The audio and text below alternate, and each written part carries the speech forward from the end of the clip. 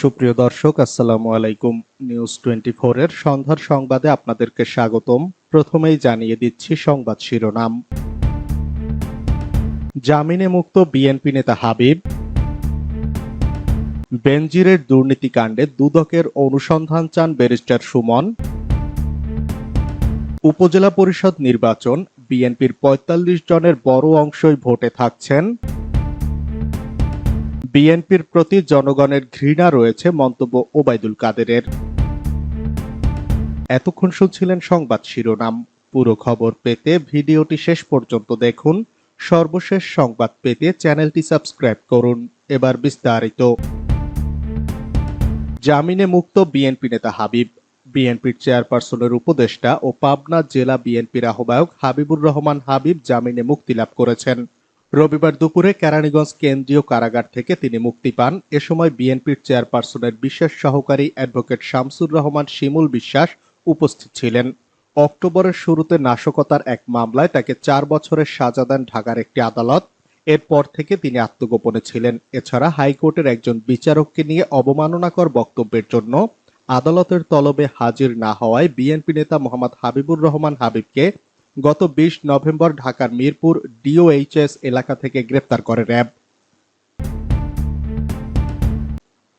বেনজিরের দুর্নীতিকাণ্ডে দুদকের অনুসন্ধান চান ব্যারিস্টার সুমন। পুলিশের সাবেক মহাপরিদর্শক বেনজির আহমেদের বিরুদ্ধে হাজার কোটি টাকা দুর্নীতির অভিযোগ এনে তা তদন্ত করতে দুর্নীতি দমন কমিশনে আবেদন করেছেন সংসদ সদস্য ব্যারিস্টার সৈয়দ সাইদুল হক সুমন।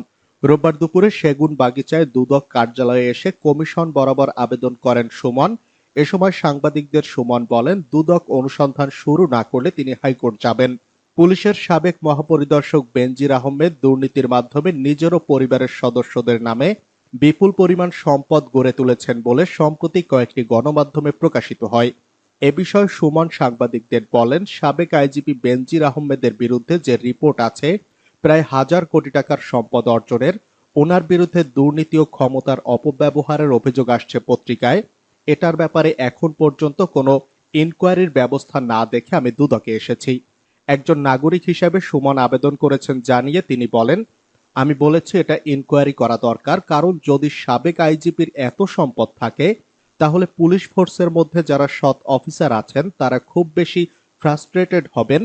সৎ নাগরিকদের উপর ব্যাপক প্রভাব পড়বে। এটা যদি সত্য হয়, যারা অসৎ আছে তাদের প্রতিযোগিতায় নামবে। আমরা সবাই বেনজির হতে চাই। এর জন্য মনে হয়েছে এটা দেশের জন্য ভয়ানক বিষয়।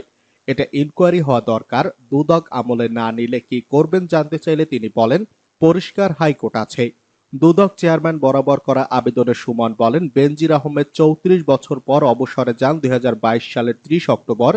অবসরের পর বেনজির আহমেদ চাকরিকালীন স্ত্রী ও মেয়ের নামে অনেক সম্পদ গড়েছেন, যা তার জ্ঞাত আয়ের তুলনায় উল্লেখযোগ্যভাবে অসামঞ্জস্যপূর্ণ। গত 31 মার্চ একটি পত্রিকায় ঢাকায় বেনজিরের ঘরে আলাদিনের চেরাগ শীর্ষক সংবাদ প্রকাশ করে। আবেদনে তিনি আরো বলেন, বেনজির ও তার স্ত্রীর সম্পদের পরিমাণ এবং কন্যা সন্তান তাদের বৈধ আয়ের তুলনায় উল্লেখযোগ্যভাবে বেশি। বিশ্বাস করার যথেষ্ট কারণ আছে বেনজির তার পদের অপব্যবহার করে উল্লেখিত সম্পত্তি অসামঞ্জস্যপূর্ণভাবে অর্জন করেছেন। আবেদনে তিনি বেনজির আহমেদ, তার স্ত্রী জিশান মির্জা, কন্যা ফারহিন রিশতা বিনতে বেনজির ও তাহসিন রাইসা বিনতে বেনজিরের অবৈধ সম্পদ বিষয়ে তদন্ত ও আইনানুগ ব্যবস্থা গ্রহণ করতে অনুরোধ করছি। এর আগে শনিবার পুলিশের সাবেক মহাপরিদর্শক বেনজির আহমেদ তার ভেরিফাইড ফেসবুক পেজে আমার কিছু কথা শিরোনামে একটি ভিডিও আপলোড করেন। সেখানে তিনি অবৈধ সম্পদ নিয়ে যেসব অভিযোগ উঠেছে তার দালিলিক প্রমাণ দিতে পারলে প্রমাণদাতাকে সেই সম্পদ বিনামূল্যে দিয়ে দেওয়ার চ্যালেঞ্জ ছুড়ে দেন। উপজেলা পরিষদ নির্বাচন, বিএনপির ৪৫ জনের বড় অংশই ভোটে থাকছেন। বিএনপি নির্বাচন বর্জনের সিদ্ধান্ত নিলেও দলের যারা মনোনয়নপত্র জমা দিয়েছেন তাদের একটি উল্লেখযোগ্য অংশ প্রথম ধাপের উপজেলা পরিষদের ভোটে থাকছেন। তবে প্রার্থী হওয়া বিএনপি নেতাদের একটা অংশ শেষ পর্যন্ত ভোটে থাকবেন নাকি প্রত্যাহার করবেন, এ নিয়ে তাদের অনেকে এখনো দোলাচলে রয়েছেন। এবার কেউ কেউ মনোনয়নপত্র প্রত্যাহারের শেষ দিন আগামীকাল সোমবার পর্যন্ত সময় নিতে চাইছেন। গতকাল শনিবার বিএনপির অন্তত 25 জন প্রার্থীর সঙ্গে কথা বলে ও যোগাযোগ করে এ তথ্য জানা গেছে। তাদের অনেকে বলছেন ভোটে তাদের ভালো করার যথেষ্ট সম্ভাবনা আছে। আগামী 8 মে প্রথম ধাপে 150 উপজেলা পরিষদের নির্বাচন হবে। খোঁজ নিয়ে জানা গেছে, বিএনপির সাবেক ও বর্তমান মিলে অন্তত ৪৫ জন নেতা উপজেলা চেয়ারম্যান পদে স্বতন্ত্র প্রার্থী হয়েছেন, কিন্তু দলের নীতি নির্ধারণী পর্ষদ স্থায়ী কমিটি গত সোমবার সিদ্ধান্ত নিয়েছে বিএনপি দলীয়ভাবে উপজেলা নির্বাচনে অংশ নেবে না। এ বার্তা ইতোমধ্যে সাংগঠনিকভাবে মাঠ পর্যায়ে পৌঁছে দেওয়া হয়েছে। বিএনপির প্রতি জনগণের ঘৃণা রয়েছে, মন্তব্য ওবায়দুল কাদেরের। বিএনপির নেতিবাচক কর্মকাণ্ডের প্রতি জনগণের কোনো আগ্রহ নেই, বরং বিএনপির প্রতি তাদের এক ধরনের ঘৃণা রয়েছে বলে মন্তব্য করেছেন বাংলাদেশ আওয়ামী লীগের সাধারণ সম্পাদক এবং সড়ক পরিবহন ও সেতুমন্ত্রী ওবায়দুল কাদের। তিনি এক বিবৃতিতে বিএনপি মহাসচিব মির্জা ফখরুল ইসলাম আলমগীরের দুরভিসন্ধিমূলক, কুরুচিপূর্ণ ও বিভ্রান্তিকর বক্তব্যের নিন্দা ও প্রতিবাদ জানিয়ে একথা বলেন। মন্ত্রী বলেন, এ কারণে জনগণ বারবার তাদের প্রত্যাখ্যান করেছে। বিএনপির নেতারা তাদের দুঃশাসনের দুর্বিষহ দিনগুলোতে জনগণকে ফিরিয়ে নিতে চায়। ইরানের বিরুদ্ধে পাল্টা হামলায় ইসরায়েলের সঙ্গে অংশ নেবে না যুক্তরাষ্ট্র। ইরানের বিরুদ্ধে পাল্টা হামলায় ইসরায়েলের সঙ্গে অংশ নেবে না যুক্তরাষ্ট্র। ইসরায়েলি প্রধানমন্ত্রী বেনিয়ামিন নেতানিয়াহুকে একথা সাফ জানিয়ে দিয়েছে যুক্তরাষ্ট্রের প্রেসিডেন্ট জো বাইডেন প্রশাসন। এ খবর দিয়েছে বার্তা সংস্থা রয়টার্স। রিপোর্টে উদ্ধৃত করা হয়েছে সিএনএন এবং ওয়াল স্ট্রিট জার্নালকে। উল্লেখ্য, ১ এপ্রিল সিরিয়ায় ইরানি কনসুলেটে ভয়াবহ হামলা চালায় ইসরায়েল। এতে ইরানের রেভলিউশনারি গার্ডের কমান্ডার মোহাম্মদ রেজা সহ কমপক্ষে ৭ জন গার্ড সদস্য নিহত হন। এর প্রতিশোধ হিসাবে শনিবার রাতে ইসরায়েলের শত শত ড্রোন ও ক্ষেপণাস্ত্র হামলা চালায় ইরান। এ ঘটনায় তোলপাড় চলছে বিশ্বে। দামেস্কে ইরানি কনসুলেটে ইসরায়েলি হামলায় যারা মুখে কুলুপ এঁটেছিলেন, তারা কিন্তু এবার সরব হয়ে উঠেছেন। ইরান আক্রমণের জবাবের আক্রমণ চালানোর পর তারা নিন্দার ফুলছুরি ফুটিয়ে তুলেছেন। এর এই মধ্যে শনিবার দিনের শেষে নেতানিয়াহুর সঙ্গে কথা বলেছেন জো বাইডেন। তিনি পরামর্শ দিয়েছেন যে পরবর্তীতে আর কোনো জবাব দেয়া হবে অপ্রয়োজনীয়। যুক্তরাষ্ট্রের সিনিয়র কর্মকর্তারা ইসরায়েলি প্রতিপক্ষকে জানিয়ে দিয়েছেন, ইরানের বিরুদ্ধে পাল্টা আক্রমণে অংশ নেবে না যুক্তরাষ্ট্র।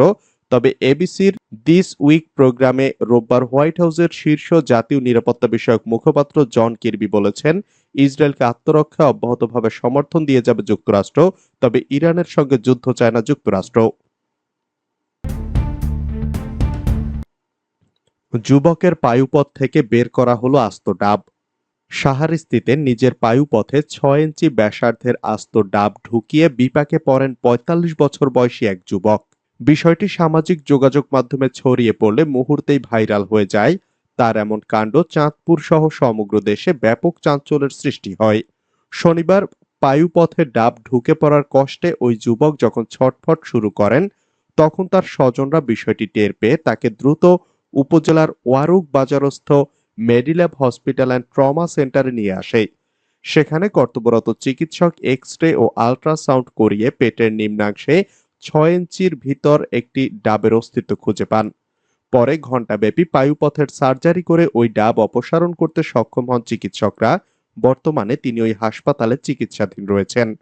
হাসপাতাল ও রোগীর স্বজন সূত্র জানায়, ওই দিন উপজেলার টামটা দক্ষিণ ইউপির জনৈক নাম প্রকাশে অনিচ্ছুক এক যুবক সকলের অগোচরে তার পায়ুপথে দুর্ঘটনাবশত একটি ডাব প্রবেশ করে ফেলেন। পরে ওই হাসপাতালের কর্তব্যরত চিকিৎসক ডাক্তার আরিফুল হাসান বিষয়টি নিশ্চিত হয়ে অস্ত্রোপচারের সিদ্ধান্ত নেন।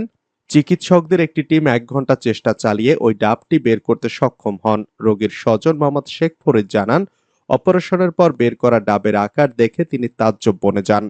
এ বিষয়ে তার স্বজনরা গণমাধ্যমের সামনে কোনো মন্তব্য করতে রাজি হননি। ওই হাসপাতালের পরিচালক চিকিৎসক ডাক্তার আরিফুল হাসান জানান, দুর্ঘটনাবশত ঢিলা কুলুপ করতে গিয়ে রোগীর মলদ্বার দিয়ে ডাবটি ঢুকে যেতে পারে। আমরা ১ ঘন্টা চেষ্টা চালিয়ে ডাবটি অপসারণের পর তিনি শঙ্কামুক্ত রয়েছেন। এদিকে স্থানীয়দের মাঝে এই বিষয় নিয়ে নানা গুঞ্জন চাউর রয়েছে। কেউ বলছেন তিনি মানসিকভাবে ভারসাম্যহীন, অনেকে বলছেন ডাবের আকৃতি পরবর্তী বিপদের চিন্তা না করে আবেগে এ কাণ্ড ঘটিয়ে থাকতে পারেন তিনি। ব্রাহ্মণবাড়িয়ায় ২ মেম্বার গ্রুপের মধ্যে সংঘর্ষ, আহত ১৫।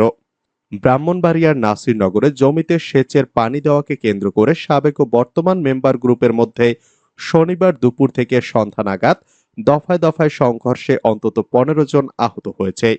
উপজেলার চাতলপাড় ইউনিয়নের গুজিয়াখাল গ্রামে এ সংঘর্ষ হয়। এ ঘটনায় পুলিশ 4 জনকে আটক করে থানায় নিয়ে এসেছে।